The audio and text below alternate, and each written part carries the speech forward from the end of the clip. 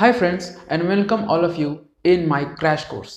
तो दोस्तों जैसे कि मैं बता दूं आपको कि ये एक क्रैश कोर्स है दोस्तों, और आज से मैं क्रैश कोर्स शुरू कर रहा हूं दोस्तों। तो आज ये क्रैश कोर्स का पहला लेक्चर जो कि है रियल नंबर, आपका पहला चैप्टर। यहाँ आपको टोटल वन स्टॉप सॉल्यूशन मिलेगा दोस्तों, और यहाँ से आप पूरा मैथ्स अपना कवर कर सकते हो। तो आपका टाइम बिना वेस्ट किए हुए मैं चलता हूँ डायरेक्ट रियल नंबर पे। तो ये देखिए, आप जैसा कि जानते हैं कि आपका चैप्टर 1 जो कि रियल नंबर है दोस्तों, उसे मैं आज डील करने जा रहा हूँ।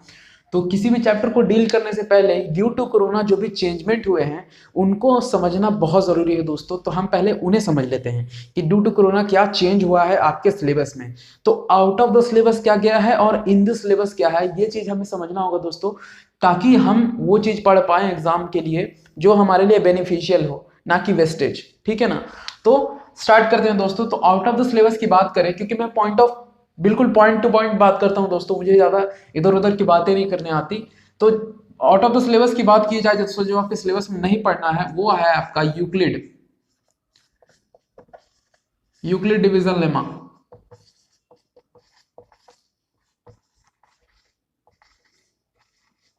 ये सुन लो दोस्तों, नोट कर लो बिल्कुल। यूक्लिड डिवीजन लेमा आपको नहीं पढ़ना है, ठीक है दोस्तों। यूक्लिड डिवीजन लेमा आपका सिलेबस से आउट है, ठीक है ना, out of the syllabus Euclid division lemma. ठीक है। इन द सिलेबस की बात किया जाए अगर, तो सबसे पहला जो आपका आता है इन द सिलेबस में पढ़ने के लिए वो है the fundamental theory of arithmetic. The fundamental theory of arithmetic. ठीक है दोस्तों, the fundamental theory of arithmetic. ठीक है ना दोस्तों, इसमें आपको एचसीएफ एंड एलसीएम के कॉन्सेप्ट भी पढ़ने के लिए मिलेंगे। ठीक है दोस्तों, ये है सबसे पहला टॉपिक जो आपको रियल नंबर में पढ़ना है। ठीक है। इसके बाद आपको पढ़ने होंगे प्रूफ्स।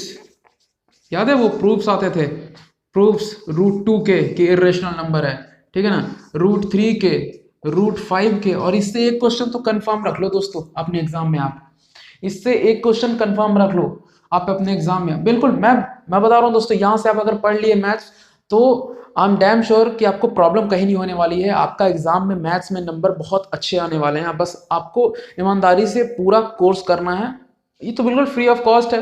तो आपको ईमानदारी से पूरा कोर्स करना है और फिर आप देखिए मैजिक। तो प्रूफ्स की बात किया जाए तो √2, √3, √5 के जो प्रूफ्स होते हैं, या फिर और भी आप बात कर लें तो जैसे 5 + √3 ये प्रूफ्स होते हैं, ठीक है ना, या फिर 2√3 ये प्रूव होते हैं, 5 + 2√3 ये भी प्रूव होते हैं, 5/2√3 या फिर √3 ओनली, कुछ भी हो सकता है। तो ये सब आपको प्रूव करने के लिए आ सकते हैं। ठीक है दोस्तों, बहुत सारे हैं तो मैं सब बता दूंगा दोस्तों, और बहुत ईजी है, ये उतना हार्ड नहीं है। ठीक है। इसके बाद इससे एक क्वेश्चन कंफर्म रहेगा दोस्तों, कंफर्म √2, √3, √5 कोई एक रहे, एक क्वेश्चन कंफर्म रहेगा। ठीक है।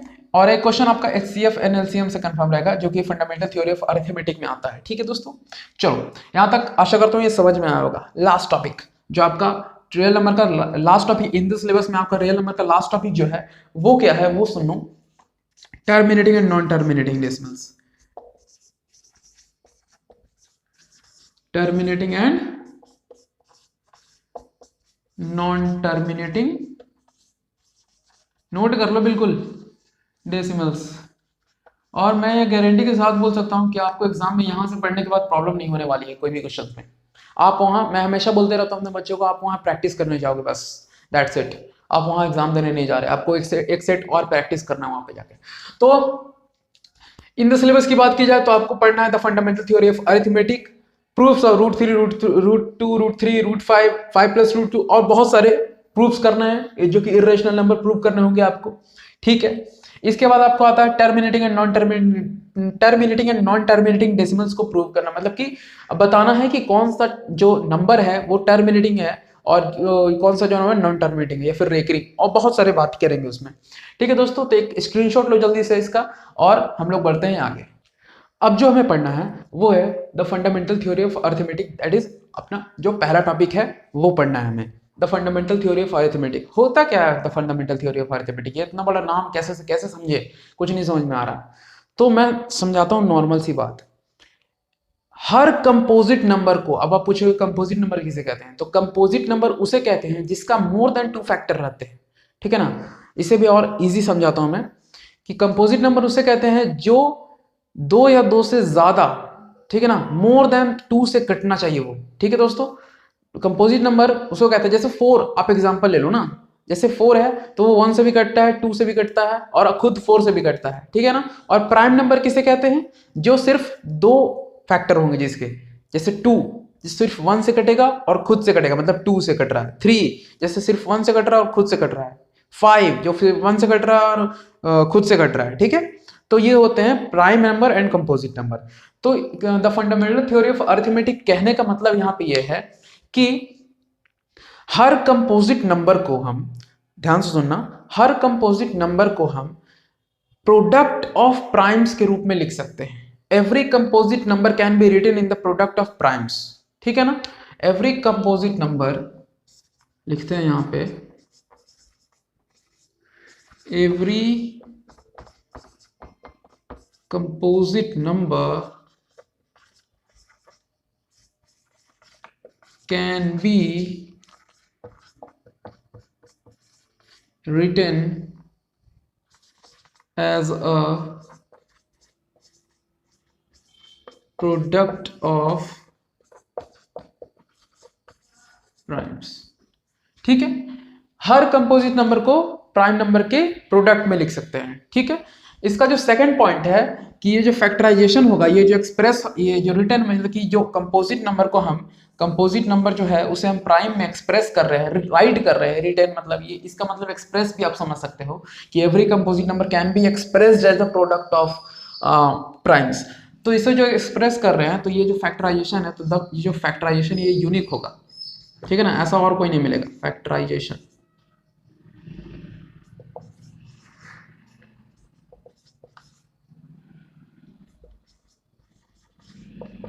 ये यूनिक होगा दोस्तों, ठीक है ना, ऐसा कोई नहीं मिलेगा। और लास्ट कि अपार्ट फ्रॉम द ऑर्डर,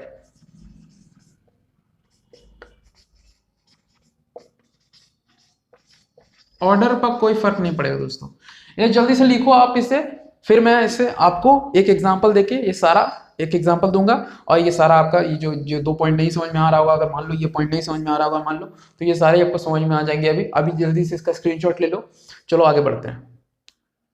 तो अभी हम कुछ एग्जाम्पल देख लेते हैं। देखो दोस्तों, यहाँ पे कुछ एग्जाम्पल्स हम लोग देख लेते हैं, अभी बहुत ज़्यादा क्लियर हो जाएगा। यहाँ से तीनों पॉइंट जो भी मैंने लिखवाए थे वो अभी आपको सारे क्लियर हो जाएंगे। जैसे मैं कोई कंपोजिट नंबर लेता हूँ, जैसे 24 लिया मैंने, ठीक है। अब 24 का आपको प्रोडक्ट ऑफ प्राइम्स, मैंने पहला पॉइंट बताया था कि हर कंपोजिट नंबर को उसके प्रोडक्ट ऑफ प्राइम्स में हम लोग लिख सकते हैं। तो आप लिखने का तरीका क्या है, आपको मैं प्राइम फैक्टराइजेशन करके बताता हूँ। यहाँ पे देखो 24 है ना, अब 24 है तो इसको सबसे पहले 2 बार लगा सकते हैं दोस्तों, ये सबको आता होगा यहाँ पे, ठीक है। फिर 6 और ये 2 से 3, ठीक है दोस्तों, ये समझ में आ रहा है आपको। ओके, तो अब ध्यान से देखो, 2 इंटू 2 इंटू 2 इंटू 3, ये है ना दोस्तों। तो ये देखो 2 भी प्राइम नंबर है, 2 भी, फिर 2 और ये 3 भी प्राइम नंबर है। तो अब देखो, तो ये कंपोजिट नंबर था ना, ये क्या था, ये कैसा था, कंपोजिट नंबर था, ठीक है। ये composite number 24 is a composite number, ठीक है, क्योंकि ये 1 से भी कट रहा है, 2 से भी कट रहा है, 3 से भी कट रहा है, 4 से भी कट रहा है, 6 से भी कट रहा है, 12 से भी कट रहा है, 24 से भी कट रहा है, ठीक है ना, 8 से भी कट रहा है, ठीक है। तो ये एक कंपोजिट नंबर है। तो यहाँ पे अब इस कंपोजिट नंबर को हम लोग प्रोडक्ट ऑफ प्राइम्स में लिखें, ठीक है ना दोस्तों, प्रोडक्ट ऑफ प्राइम्स में लिखा गया इस कंपोजिट नंबर को। इसी को the fundamental theory of arithmetic कहा जाता है दोस्तों। अब मेरे ख्याल से अब ये बात आपको समझ में आई होगी, ठीक है। अब जो 2 पॉइंट है उसके बताता हूं मैं।